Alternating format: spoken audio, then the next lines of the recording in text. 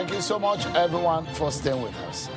Let's get started with our second half of the conversation. A former president of the Nigerian Pharmaceutical Society of Nigeria, Dr. Ohuabunwa, says he is on a mission to inspire a new Nigeria, and he has shown interest in the office of the president in the 2023 general elections. Mr. Ohuabunwa, who is a member of the platform of the PDP, is confident that his position is a forced public declaration by anyone from the southeast. Well, he had an event tagged Rebuilding Nigeria for Prosperity and Global Competitiveness. That's at an event where he declared the new Nigeria concept. What does this mean? Let's speak with him. He's in our Abuja studio. Thank you so much for joining us tonight, Dr. Ohuabunwa. Thank you, Shehu. Good to see you, and good to speak with you. For example, let's start with you're talking about the concept of new Nigeria. What exactly does this mean? Shehu, I think most Nigerians are speaking in terms of getting tired and frustrated with what has been happening in our country over the last many years. We're a 61-year-old country, and if you look at all the indices of development, is it the Human Development Index? Is it quality of life, life expectation, GDP growth, poverty, employment, unemployment rate, misery index? Nigeria has been going down the ladder. We are following up and actually being the ones that cover the bottom on many of those indices. Nigerians have gotten to the point where many people have given up on the country. Some are looking for opportunity to exit the country, to run away, especially the young people, who today, from the statistics we see, 53% of youths are unemployed, 22% are unemployed. We have 71% of Nigerians poor. Nigerians are tired of this story. People come and tell stories. What we measure is results, not story. Not story and not all kinds of hyperboles. It is clear that our country has underperformed chronically in virtually every facet of human endeavor. And today it's even worse, that even life, safety of lives and property cannot be guaranteed to anybody. Every day you open the papers, you listen to channels, television, you listen to other news media, there is so much anarchy already in the country. People are killing. All kinds of non-state actors have taken over. Soon we are going to have fiefdom. Somebody will say, don't go to work on a Monday. Another one say, going to work a Tuesday. And it just happens. Another will issue a threat, quit. We'll give you 60 days to quit. And nothing happens. Saying Nigerians want a new country. We are tired of this old country where nothing seems to work. We want to bat a new Nigeria that will be globally competitive. A country that will be at peace with itself.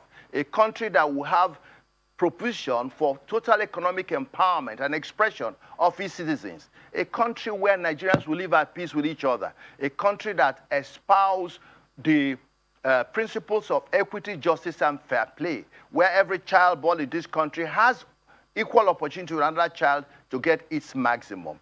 We're a country of diverse nationalities. We need to get together to agree on how to manage this country in a manner that it will meet the expectations of the people. That is the new Nigeria, a globally competitive Nigeria, a first world, and a nation that lives at peace with itself. That is what we espouse. Because you hear the stories people are telling you. They've been telling us this story forever.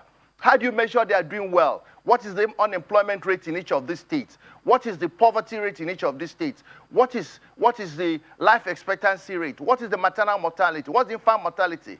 That's what we're saying. The countries who started at the same grade with us in the 60s, 70s, Singapore, Malaysia, South Korea, United Arab Emirates, they've all emerged, either developed, emerging nations or industrialized nations. And we're here telling stories. We are importing everything that we need. We are the ones that will produce oil. We will export the crude oil. We then go and import refined petroleum of all calibers. We produce rubber, we export it, then we bring back tires and buy it in foreign exchange. You see, the thing is that we have mismanaged our country so much so that we become the butt of the world. We are called the fantastically corrupt nation. I wouldn't have expected less from you. I mean, from the kind of person that I know that you are, your intellectual capacity and your background, your professional background, I wouldn't have expected less. You have a good grasp of the ideas and the concepts that could help Nigeria be the nation that it should be. If I check my house, I'll probably have this tall, the concepts of political ideas and ideologies and blueprints on what Nigeria should be. I'm not sure that we are in short supply of the kind of ideas that need to move Nigeria forward. The question is the how and the kind of people that could do it. So the question is that it gladdens the heart of a lot of people when someone like you comes forward to say they want to put themselves forward to be used and do what will take Nigeria forward. The question is how? How do you hope to achieve this? So how we need to achieve it is to get an aggregate of like-minded citizens of Nigeria who are liberated, who are enlightened, who have a track record of competence, ability to start things and finish them, ability to dream dreams and bet those dreams. We need to have a group of Nigerians who have good character, people of character and integrity, not who are selling you stories. They are telling you something else and they are doing something else. In the morning, they tell you one thing else. In the afternoon, they tell you another thing. And they think they are deceiving us. And they have deceived us long enough. So we need competence, we need character, we need courage. There are a lot of things that should be done in this country. Unfortunately, some of our leaders have failed to exhibit the courage. What they are afraid of, my and my group do not know. What they are afraid of, why they can't speak the truth to power, speak the truth to their friends, take decisions that they believe will help to change this country. This country is yearning, is bleeding at all seams.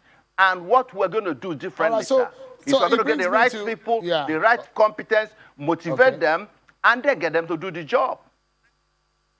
Okay, so, I mean, we're getting somewhere. And I'm asking, I'm saying this idea, when you say new Nigeria, you don't want the old Nigeria, you want a new Nigeria. Where will you get it from? How would you birth it? How will you establish it? And you probably may not be able to achieve this without a proper political and democratic process. So, do you have that political capital to make those ideas happen?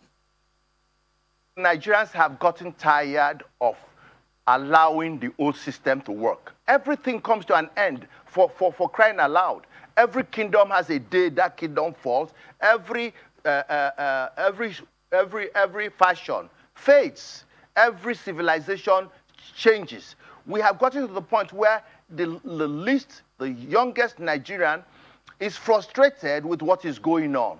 And they are willing, the young people, the elderly, everybody is willing to come out and play the role. Look at what is happening among the youths. Look at what's happening among the not so young. They are mobilizing. So what it takes, Sheung, is for us to appropriately sell our project, sell our ideas, sell our vision, then invite people to buy into this vision, understand the vision, and then motivate ourselves. Yes, there are things called political capital. We have political capital. I've been around for a while. I mean, I have been involved in political activities at my state, in the country. I have served in several boards, several presidential advisory committees, in several boards, and participated in Vision 2010, 2020, been member of the Political Reform Conference. Most of the political activists, and most of them working with us have this idea. It's just that we haven't been competitive. That's all. We're just imagining to be competitive now. Yeah, let me put it to start. So politicians will tell you that if you go to the polls today, I will give you 5 million votes. Some will even say that they've contested elections and they've also always delivered 10 million votes. Dr. Ohuabunwa, if you go to the polls today, how much votes can you boast of? Well, I will try the people, because I don't talk about people who write votes, who concoct figures. We are going to have figures that people will express themselves. I've been around the 36 states of Nigeria, trying to establish that the new Nigeria group. Everywhere we went, people were eager.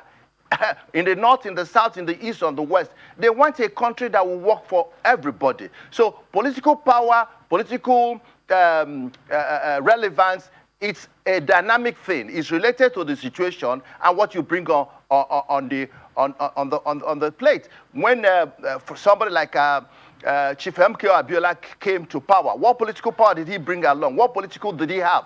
It is coming at the right time to deliver the right message and let the people look at your pedigree. Let them look where you're coming from. What have you done before? And so where are you going? Are you believable? Are you trustworthy? This is the thing that will count for people like us who have not imbibed the methods. Some of these methods, I'm sure you know, are not worth imbibing. Some of these political whatever are not worth having, because we are talking about sincerity. We need to get to a level where people do things righteously and rightly. If we continue to cheat the system, break the system, and use money and all kinds of power to grab power, we'll be going around in a circle, because for 61 years, we've had sports. Look at those leaders who have changed situation. It wasn't that because they had political clout. It was because they were people who were knowledgeable, they were globally sensitive, they were detribalized, and they meant well. They were not looking for anything for themselves. Most of these actors who are looking for things for themselves or for their group. Yeah, and I want us to anchor on this point. You are from the southeast region of the country. I know a lot of the people from your region of the country are clamoring for a presidency, a shot at a presidency. Is that on that note that you are coming forward, or you're coming forward just as a Nigerian without having to consider your where you come from? Does that matter in any case?